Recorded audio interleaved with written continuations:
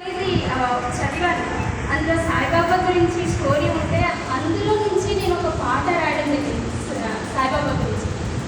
ఇలా నాకు రాసిన సాహిత్యం ఇప్పటివరకు ఇవైతే తెలియని, నాకు అసలు ఏమీ తెలియదు ఆ సమయంలో రాసినవి. ఇంకా ఏమైనా మిస్టేక్స్ ఉంటే అందరూ క్షమించగలరు.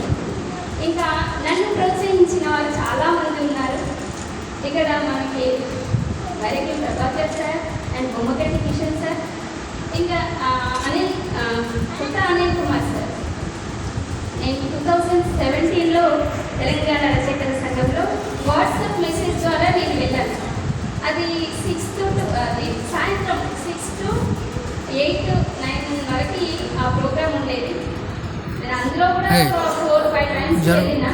ఇంకా నైట్ అవుతుంది కాబట్టి వెళ్ళలేదు. కానీ ఆ వెళ్ళిన సమయంలో నాకు నేర్పినవి చాలా ఉన్నవి. అండ్ వీళ్ళ ద్వారానే నేను రాయడానికి ఇంకా ప్రోత్సాహం అందించారు. వీళ్ళందరికీ నేను హృదయపూర్వకంగా కృతజ్ఞత తెలియజేసుకుంటున్నాను.